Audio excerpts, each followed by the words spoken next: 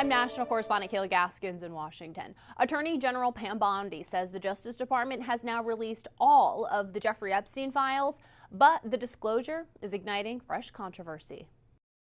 Attorney General Pam Bondi announcing in a letter to Congress that all of the Epstein files have been released, claiming they have fulfilled the obligations under the Epstein Transparency Act. Included in the letter is also a list of roughly 300 prominent individuals whose names appear in the Epstein files. The list includes government officials and others the Justice Department classifies as politically exposed persons. While some had documented ties to Epstein, others are listed despite no evidence they ever communicated with him, including late icons such as Elvis Presley, Princess Diana, Marilyn Monroe, and Kurt Cobain. Representative Ro Khanna accusing the DOJ of purposefully muddying the waters, writing on X, to have Janis Joplin, who died when Epstein was 17, in the same list as Larry Nassar, who went to prison for the sexual abuse of hundreds of young women and child pornography, with no clarification of how either was mentioned in the files, is absurd. The letter sparking backlash even among Republicans. Do you still have confidence in Pam Bondi as Attorney General? I don't think Pam Bondi has confidence in Pam Bondi. No, I don't have confidence in her. She hasn't got any sort of accountability there at the DOJ. The files released by the DOJ have had reverberating consequences. The now former Prince Andrew lost his royal title over his connections to Epstein. Goldman Sachs top lawyer Kathy Rumler, a former White House counsel under Barack Obama, resigned after scrutiny of her communications with Epstein. Chairman of the Los Angeles 2028 Olympic Committee, Casey Wasserman, announced he's selling his prominent talent agency amid fallout of his name appearing in the files. Commerce Secretary Howard Lutnick is still facing bipartisan calls to resign over emails showing he planned a trip with his family to Epstein's Island for vacation in 2012. In Washington, I'm Kayla Gaskins.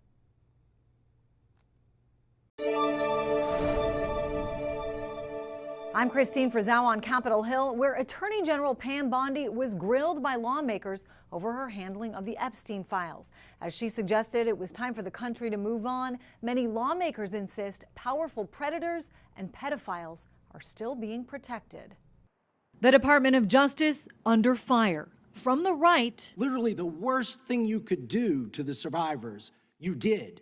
And the left. You acted with some mixture of staggering incompetence, cold indifference, and jaded cruelty towards more than 1,000 victims raped, abused, and trafficked. The latest batch of the Epstein files, released a month late, included names of victims that should have been redacted, with so many other names blacked out.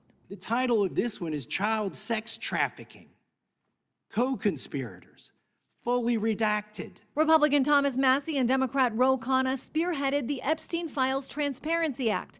Khanna revealing the names of some of the accused co-conspirators on the House floor Tuesday. Nicola Caputa, Sultan Ahmed bin Sulayem, CEO of Dubai Ports World, and billionaire businessman Leslie Wexner. This despite insistence from the DOJ in a July 7th memo that stated, quote, the systematic review revealed no incriminating client list related to Epstein. How many of Epstein's co-conspirators have you indicted? Attorney General Pam Bondi did not answer, but instead changed the subject. The Dow is over 50,000 right now. The S&P at almost 7,000. And the NASDAQ smashing records. That's what we should be talking about. The hearing heated throughout. You don't tell me. Yeah, I did tell you because we saw what you did in the Senate. Republicans highlighting the work of the Justice Department under the Trump administration. Under Attorney General Bondi, the DOJ has returned to its core missions, upholding the rule of law, going after the bad guys, and keeping Americans safe. As Democrats focus much of their attention on the survivors, some of whom were in attendance.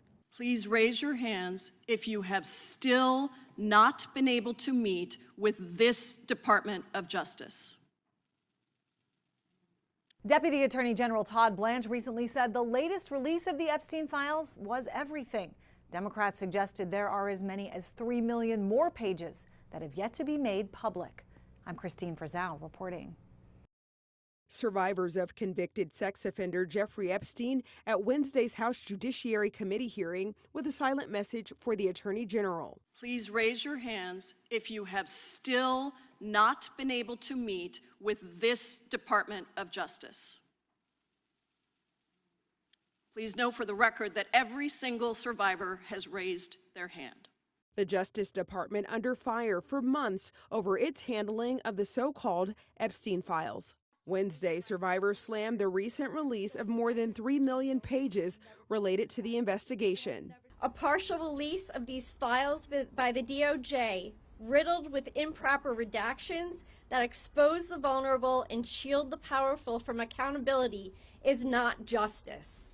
While she did not apologize over the DOJ's handling of the files, Attorney General Pam Bondi did apologize to survivors for the abuse they suffered. I am deeply sorry. And facing tough questions from Democrats, You're siding with the perpetrators and you're ignoring the victims. Bondi's testimony quickly turned combative. And I told you about that, Attorney General, before you started. You don't tell me Yeah, oh, I anything, did tell you because we saw what you did in the Senate. You're a lawyer, not even a lawyer. When pressed why Epstein co-conspirator Ghislaine Maxwell was relocated from a Florida prison to a lower security prison camp in Texas, Bondi said she disagreed with the transfer but denied any involvement. That is a question for the Bureau of Prisons. I'm Sherelle Hubbard reporting. Alongside survivors and advocates at the Willow Domestic Violence Center in Rochester, Senator Chuck Schumer announced new federal legislation. Today I'm announcing Virginia's law, new legislation that will end statute of limitation barriers that have kept survivors from justice for far too long. Because justice should never expire. Schumer says the bill will allow adult victims of sexual abuse and trafficking to file civil claims against their abusers without a time limit. It's named in honor of Virginia Giuffre, one of Jeffrey Epstein's high-profile accusers. For years, survivors of Jeffrey Epstein's abuse were ignored. They were doubted, silenced, dismissed. But when the truth finally came out, even when the world finally listened, too many survivors were told by the law, it's too late, your justice has expired. That makes no sense. Melanie Blow is a survivor and advocate in Rochester and says she herself has been impacted by the statute of limitation. It does take trafficking survivors, whether they were trafficked as minors or adults, many, many years to be able to talk about this, to get their life into a situation where they want to press charges and where they can even think about doing this.